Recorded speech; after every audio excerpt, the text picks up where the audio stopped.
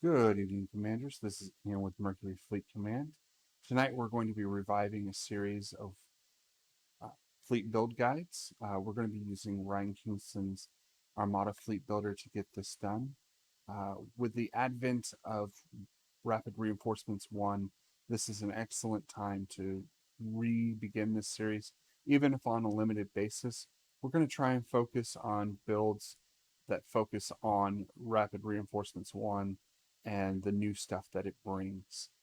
The goal is to do one of these a week, and hopefully, we're going to get some other community members involved in this, not just me. But if you do have a list that focuses on Rapid Reinforcements 1 and you don't want to film your own video, feel free to send me your list to mercuryfleetcommand@gmail.com. I'll make a video of it and I'll explain its interactions and how I see fit. And then if you also have notes on interactions that I may not pick up on, feel free to send those along as well. But without much further ado, let's go ahead and jump into the uh, the main meat and potatoes here. We're going to jump over to Ryan Kingston's Armada Fleet Builder. I'm already in a session here, and we're going to just really go pretty fast. So we're going to call this Biggs Bomber Bonanza. Oh, I need to complex that because I'm OCD like that. And now we're just going to go speed through the ship building. We'll touch on why things are included in this, but I would like to preface this by saying this is the fleet that I'm flying currently, and this will be the fleet that I'm flying at tournaments. So, I'm not going to highlight its weaknesses, but I'll definitely expound upon its virtues. So we're going to start with a Starhawk. Starhawk is 14 hull. It's a huge hulking beast, and they can be rather tanky, especially when you throw Krista Gate. Krista Gate allows you to be reactionary to the fleet that you're fighting against. So if you're fighting against an onager, throw a an evade on there, so that way you can just start ignoring some of the damage that's coming your way. Or if you're facing a mirror match, an extra redirect or an extra salvo might help. Against squadrons, extra salvos can definitely help chew through would-be attackers much quicker. And then on top of that, she allows you the ECM ability where, if something's been locked out by a an accuracy, you can go ahead and say, no, I'm going to do it. And don't be afraid to use her ability, especially on the token that she gives you or the ones that you have in excess of, because it's just really going to help you stay alive. And so don't be afraid to pitch tokens when it helps you stay alive. The next thing we're going to do, we're going to add in expert shield text. So this is really helping to the longevity of the ship. Damage that doesn't happen is far better than damage that does, but it's shifted somewhere else. Because of that, we're actually going to add Unity, which is going to get us an extra redirect, which goes very well with Expert Shield Tech. And Unity also allows us to have dice rerolls while we're flacking. Very, very handy. Next thing we're going to do is we're going to add in Torn Far. Torn Far is rerolls for everyone else. So since it's going to be a squadron-based list, you know, Torn Far is going to allow you to reroll a lot of their dice. Reroll one blue, but often it's 100% reusable. It's a fantastic card. Now we're going to add in some Ruthless Strategist. Ruthless Strategist is in this list to generate easy ace killing potential. So the way Ruthless Strategist works is if I took a shot, I don't have to deal damage. It's just after attacking a squadron. Even if the attack failed, you can Ruthless Strategist for 1 damage and they're forced to take it. Since so many scatter aces have so little health, this is a great way to deal extra damage to a squadron that is ignoring your attacks otherwise. We're going to add in some boosted comms so we can control the squadrons at long range. We're going to add in point defense ion cannons in case things get up close and personal. Rerolling dice is very effective at reducing incoming damage. And then last, we're going to throw on some Link Turbo Laser Towers. Link Turbo Laser Towers is actually going to work in both roles for us. So we're going to be able to reroll reds. That's very good. And then while attacking the first squadron, we get to add 2 dice of any color. Y'all are aware of how that's actually supposed to work. I'm not going to touch into it, but that is going to allow us to chew through aces that much faster. Now we're going to add in a couple GR75s. So I'll just go ahead and add 2 holes here of GR75. And on the first one, oh, by the way, you will have noticed that I went with the expensive one. A, because it has blue dice out the front and the rear, and B, it has a blue flak dice, both of which can be used with Torn Far. So let's go ahead and add on Adar Talon to this first one. We're going to add in Bomber Command Center. It's going to be doing the standard Bomber Command Center roll, and since this is 46 points, what's another 2 points to help keep it alive? Next, we're going to drop down. We're going to start outfitting the second GR75, and we're going to go with Leia Organa as the officer. So she effectively turns the Starhawk into a 1-command boat, allowing you to be very reactionary on a ship that has command 4, and it really takes the edge off of trying to command that boat. And we're also going to add boosted comms so we can control squadrons at long range. All right, so that's the ship. At 280 points, we're done building ships. Next, we're going to jump down to is squadrons, and since this is a Biggs ball, we're going to bring Biggs. Biggs is amazing. He allows you to spread damage over your fleet, over your squadrons. If a squadron has escort and is within distance 1, it may take that damage and be shipped off to another squadron that has escort that's within distance 1 of Biggs. So it takes the spike damage from somebody trying to alpha you and allows you to spread it over your entire squadron base. That means you stay alive longer. Sure, everybody is weaker, but it means that you have the ability to return fire more often than not. Very recently got into a fight against MMJ with just Biggs, Hera, and 2 generics, and in one turn, I killed Merrick, and Jindin ran away screaming like a little girl. So it's very handy to deal with high damage output squadrons. Next thing we're going to go ahead and do is add in Harrison Dula. Harrison Dula, we'll get to her specific interactions at the end of this because she's the rapid reinforcements addition to this fleet, and it will make a whole lot of sense if we just cover her at the end. Next thing we're going to do is we're going to add Jan Ors. Jan Ors will allow the generics or even these guys to use her braces. It just makes the entire fleet, the entire squadron base, last so much longer. We're going to add in Wedge Antilles. Wedge Antilles is a great assassinator of squadrons, because if he's attacking something that's already been activated, you get to throw 2 more blues.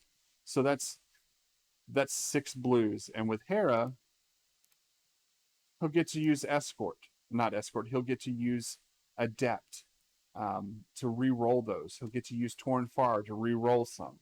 So there's a recurring theme of re-rolling your dice to make them good, and then Biggs will allow you to ship damage around. Okay, so we've got 4 aces here. Now we're just going to throw on 3 generic X-Wings and pump that up to 3. Okay, so between our boats, we have a squadron value of 3, a squadron value of 2, and a squadron value of 2. So that's 7, and we have 7 total squadrons, which means that on any given turn, we have enough squadron presence to activate everything. Now, there is one caveat to that, and that's one of our squadrons, because of because of Adar Talon, will be activated twice. And that's actually going to end up being Harrison Dula. So Harrison Dula, when she is activated, she gives friendly squadrons that have escort, she gives them Adept 1 as well.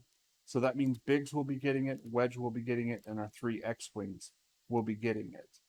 And then when she's activated a second time, they gain Adept 1 again. Now, previously in the past, the legacy style text, like you would find on Dengar, would say that you gain counter 1, or in this case, Adept 1, or have your counter increased by 1, Adept in this case. And a lot of people were upset, myself included, that this didn't have that legacy style text. So that means that it only ever is Adept 1. Well, after looking through the 1.5 rules reference guide, the changes there, they actually sum up what happens in this case, and they've allowed the cards to reduce the amount of text on the card, less reading on the card, more understanding of rules. Any card that gives an ability that has a numerical value, if the ship or squadron gains that same ability with another numerical value, it's cumulative. So if you were given Adept 1 once and then given Adept 1 a second time, you now do have Adept 2. So now all of a sudden, you know, a GR75 with Bomber Command Center and 8 Artillon activates Hera and 1 generic, and that generic go and fly and do whatever the heck they want, and then 8 Artillon turns Hera back to unactivated, and one of your other GR75 or your Starhawk activate her again. Everything now has Adept 2, which allows them to reroll 2 dice. 1 more dice with Torn Far. So on a generic X-Wing, you have these 3 of your 4 blues that you can reroll in case you get bad rolls. Or you can pick up and reroll 2 because of Adept, and then reroll 1 of those because of Torn Far. It allows you to take horrific rolls and make them somewhat decent. And then Bomber Command Center and Adept stack, so that way you can reroll your red against a ship and with Bomber Command Center, and then reroll it again because of Adept. It's just a mean looking little combo. So let's take a few more moments to talk about Hera.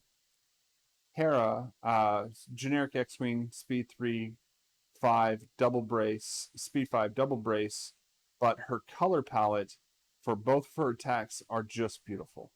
So what we're looking at here is, a damage ceiling of 5 with an accuracy, or 6, and rolling black against ship is ideal, because that's 75% chance to do A damage, and it's a, two of the faces are hit crits, and since she's a bomber, she'll be able to throw on the crit damage as well. She has Dodge 1. Dodge 1 allows you to basically have a close range evade against squadrons only, so it's almost as if she has 3 defense tokens, all for 23 measly points. She is very overpowered. She at first glance seemed like the weakest of the 3 squadrons that Rapid Reinforcements 1 was bringing us, but having play tested her, she is mean and she can wreck face, because while she may be the weakest individually, she is the strongest in a group.